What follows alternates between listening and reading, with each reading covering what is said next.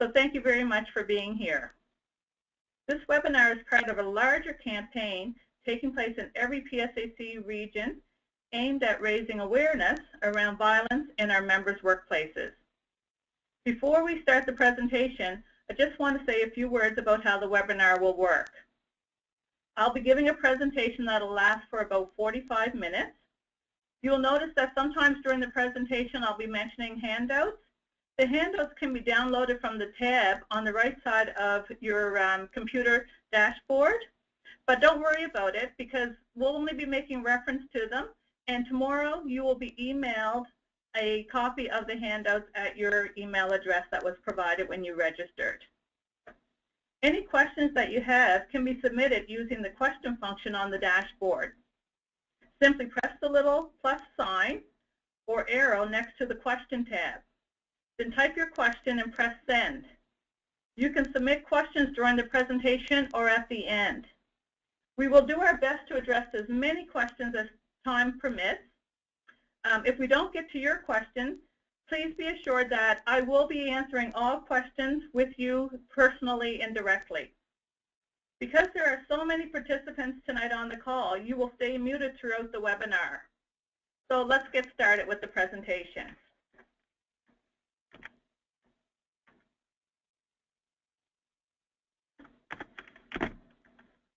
So the objectives for the webinar tonight are to define workplace violence in federally regulated workplaces, to outline employer responsibilities regarding workplace violence prevention, to identify rights and responsibilities of employees with regards to workplace violence prevention, and to identify support and redress mechanisms if you're experiencing workplace violence. It's important for us to understand what actually constitutes workplace violence. The legislation gives the following definition.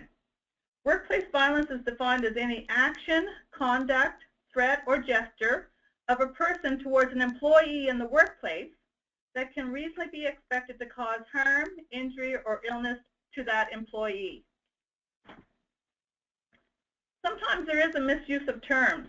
We're very familiar with using the terminology harassment because that's what we're most familiar with in the collective agreement.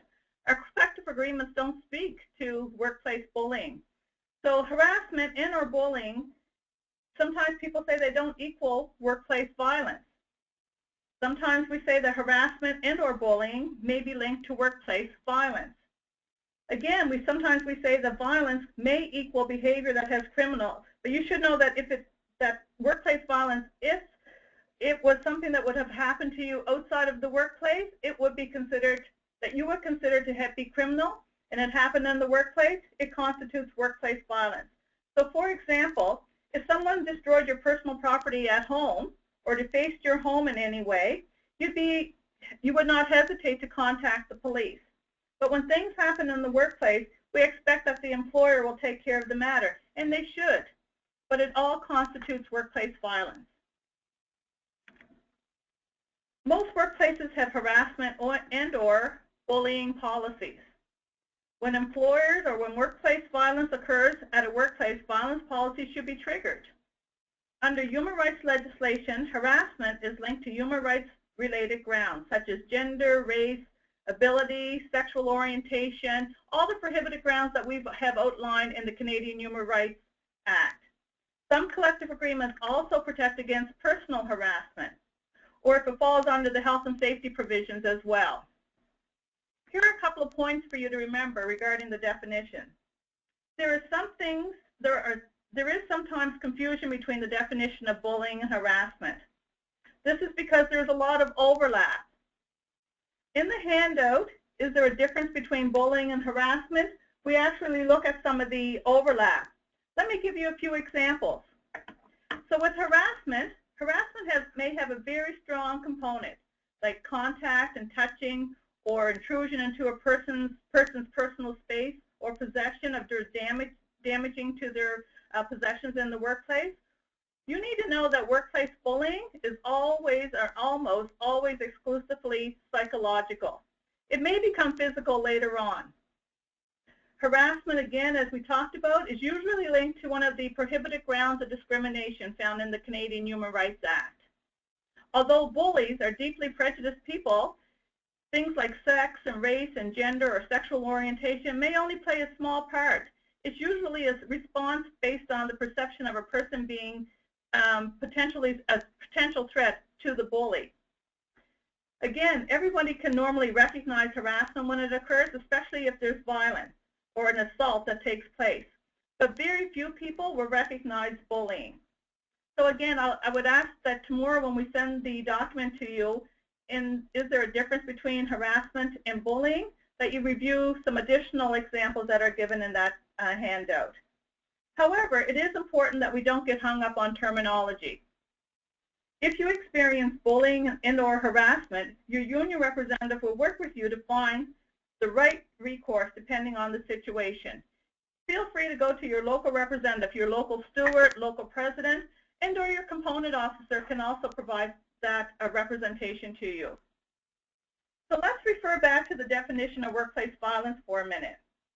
Again, we said it was any action, conduct, threat, or gesture of a person towards an employee in the workplace that can reasonably be expected to cause harm, injury, or illness to that employee. If we look at the definition of workplace, here's what we want you to understand. Workplace is meant, according to the legislation, to mean any area where an employee is making a delivery for the employer.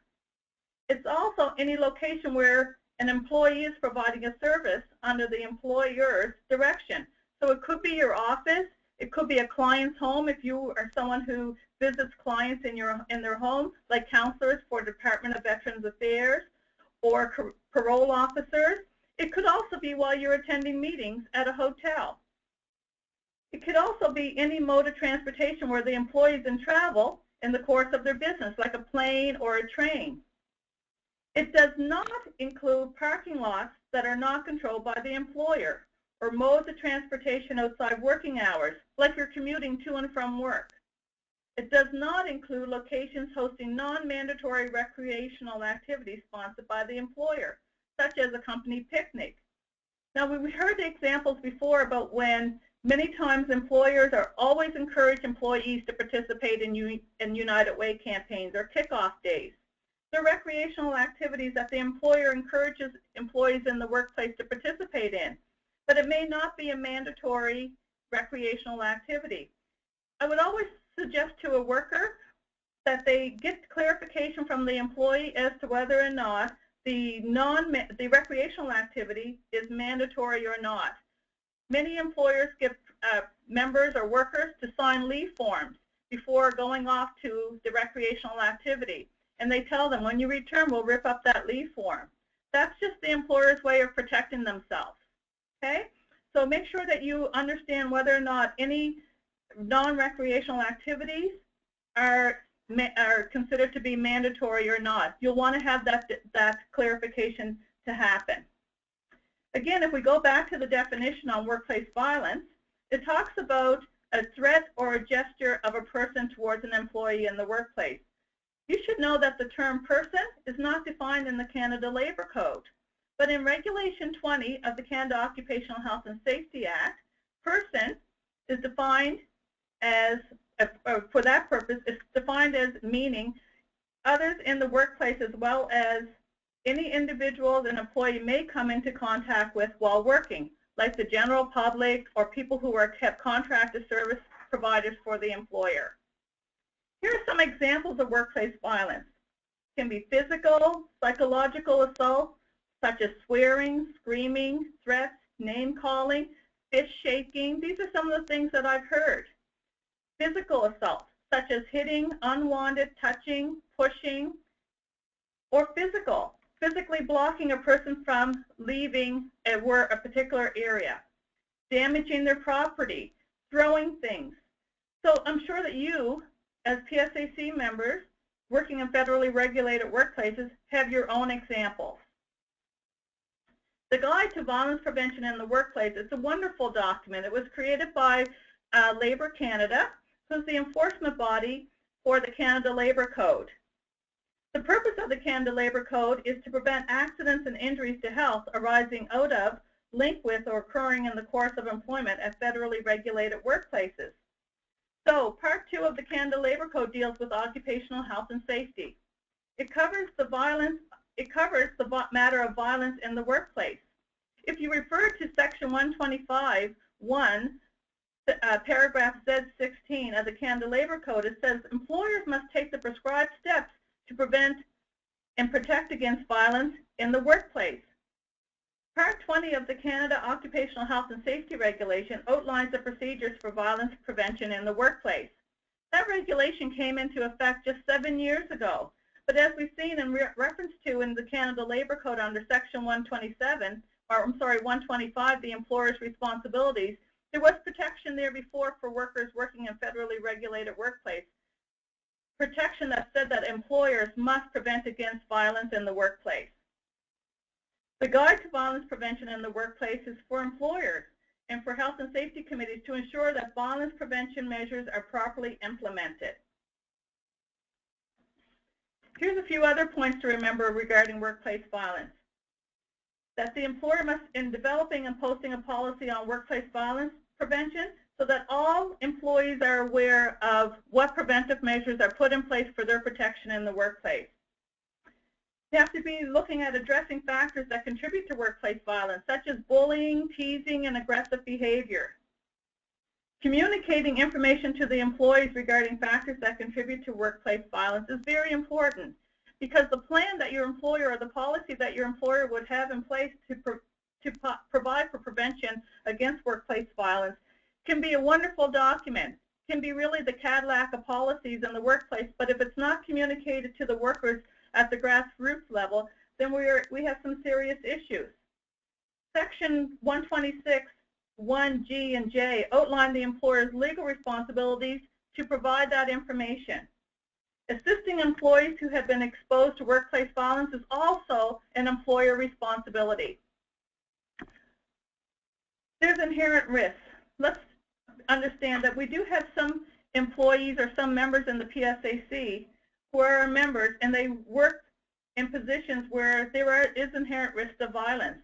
For example, security-related jobs, or jobs that include service to the public, or healthcare jobs. Our members who work at border services, for example, as border services agents. The employer is obligated to do all in its power to ensure employees are adequately trained on risk factors and to mitigate them to the extent that is possible, like providing personal protective equipment such as bulletproof barriers or vests or sidearms or batons or other types of personal protective equipment.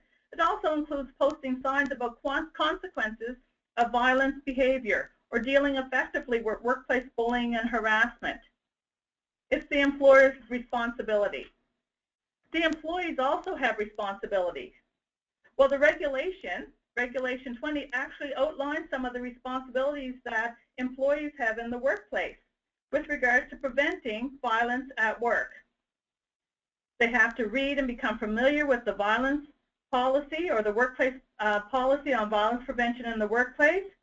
They have to conduct oneself in a manner that does not contribute to workplace violence in the workplace. And they have to identify and report any potential situations of occurrences of violence situations in the workplace. Again, I'll reference again Section 126(1)(g) and J of the Canada Labour Code Part 2 that confirms this responsibility. Some potential risks. So what kinds of things do you think might pose risks of violence in the workplace? Well, I'm sure that you're familiar with a lot of these, having seen them occur in the last number of years, particularly with the downsizing in the federal government, where members have had to go through the SURLO process to compete for jobs, stress of being overworked, bullying and harassment from management and from other workers, unresolved matters or conflicts going for long periods of time, insufficient staff, especially when servicing the public. And we see a lot of that happening in our offices such as Service Canada, who before used to focus on things like unemployment insurance, and now they are also doing passports, they're doing things like issuing fishing license, Canada pension, old age pension, and you know, we're not increasing the staff complement, so insufficient staffing and dealing with some clients who come in and may be feeling a bit irate. Cuts to services may also incite anger in our clients and our service recipients. low or no security measures, and also lack of training. There is a responsibility. You have a responsibility, and it's important to report situations that pose potential risks of violence. Such situations may be reported through your union representative to the employer. Should you experience an incident of workplace violence, you should let your union representative and your employer know as soon as possible. It's good practice as well to also include your employee representative who sits on the Workplace Health and Safety Committee. Let's talk a minute about redress. Redress will depend on the incident, but if time is missed from work, it is likely a matter of workers' compensation. And so that you need to keep that in mind. Your union representative will work with you on identifying the most effective redress mechanism if you experience workplace violence. The employer's policy on workplace violence prevention should outline support for employees who experience workplace violence. Most workplaces are also covered by an EAP policy, which could also be accessed, particularly where psychological violence has occurred. Going back again to workers' compensation, there may be a need, and sometimes it's may not be quite evident, but if people are injured in of or during the course of employment, like from a physical assault, then workers should be filing workers' compensation claims. Wow, the presentation went a little faster than what I thought. So I want to thank you for participating in the webinar this evening. And I'll ask Leslie Thompson, who's the Regional Education Officer, and here with me this evening whether or not there's any questions. Hi, everybody. I've got no questions typed in right now, but we'll give you a couple minutes to type them in, and we'll ask Nancy to answer them.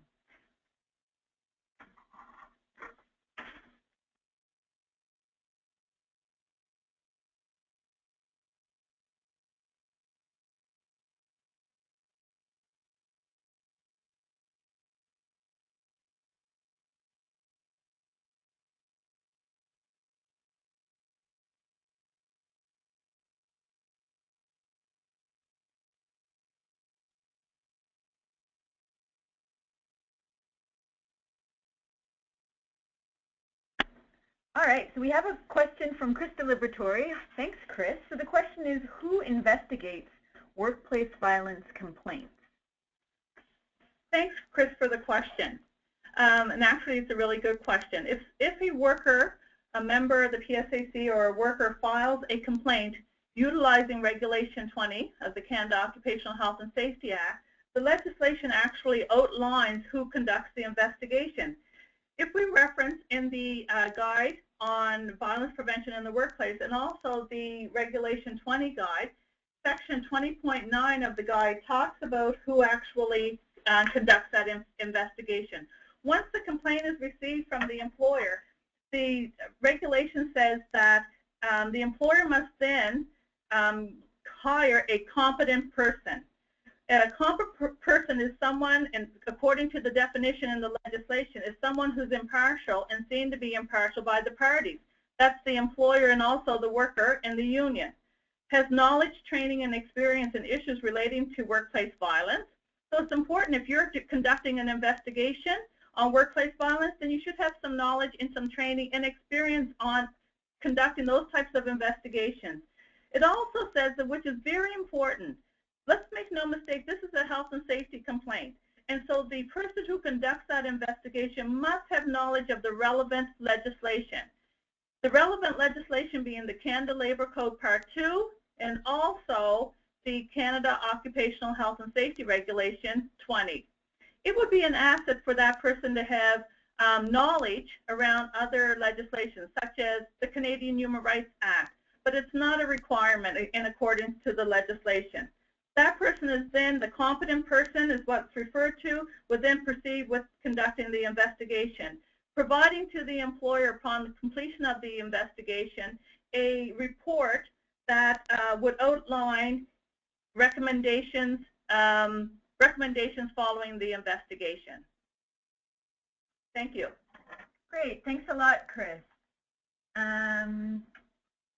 We have another question from Brian Watt. Hi, Brian, thank you. So the question is, do you have a list of persons who are qualified? Or is there a list of people who are qualified to do investigations? So that responsibility lies within the policy committee for your department. So the policy committee, which is a joint committee, and it's the national policy committee for each of your departments, would be responsible for the development, the joint development of the violence prevention program and policy. We within the PSAC don't keep a list of qualified, competent people, but it would be the responsibility of the policy committee, the joint policy committee, and your employer to start that work now. When you're developing your program, your policy, you should be actually looking and developing a list of 1 or 2 competent people who've been vetted or screened to meet the requirements in accordance with the regulation. And keeping that list, should the event happen, or in the event that someone files a Regulation 20 complaint, you're ready to move forward fairly quickly. There's a role for the union to play.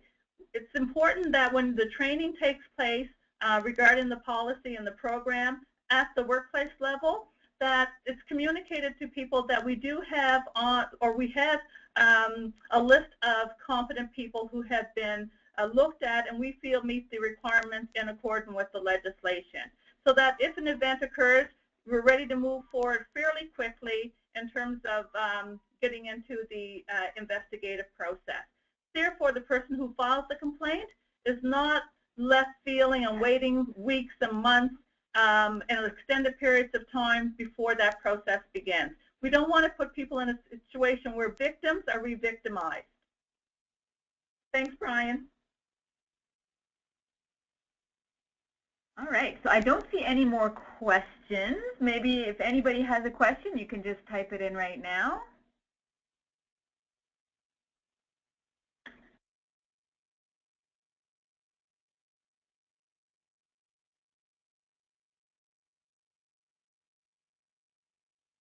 So we don't see any other questions that have come up.